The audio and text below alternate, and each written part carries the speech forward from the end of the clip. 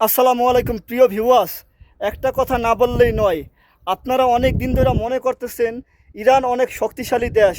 Iran আমেরিকায় হামলা করতেছে, আমেরিকার যত ঘাঁটি আছে সব জায়গায় হামলা করতেছে, ইসরায়েলে হামলা করতেছে।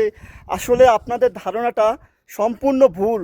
ইরান অনেক ক্ষতিগ্রস্ত হইতেছে ভাই। ইরানে অনেক প্রবাসী মারা যাইতেছে, ইরানের অনেক নাগরিক মারা যাইতেছে। ইসরায়েল আর আমেরিকা মিলে ইরানকে ভাই প্রচুর পরিমাণে ভাই হামলা করতেছে ভাই, প্রচুর পরিমাণে।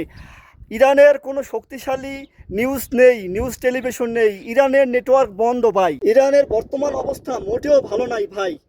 গতকালকে ইরানের বড় একটা তেল শোধনাগারে হামলা করছে, সেখানে ইরানের হাজার হাজার মানুষ মারা গেছে।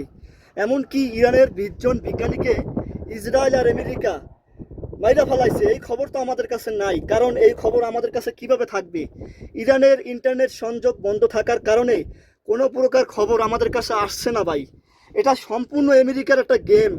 আমেরিকা ইরানের সাথে একটা ভয়ঙ্কর গেম খেলতেছে। সারা বিশ্বে যত বড় বড় নিউজ টেলিভিশনগুলো আছে, সব টেলিভিশনকে আমেরিকা কিনা ফেলাইছে ভাই।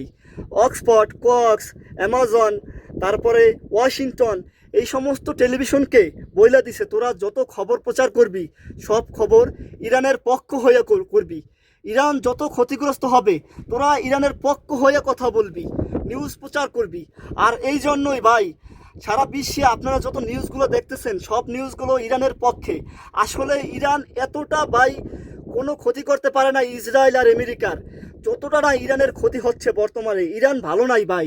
ভিডিওটা বেশি বেশি শেয়ার করে দেন, ভিডিওটা বেশি বেশি শেয়ার করে দেন ভাই। ইরান মোটেও ভালো নাই।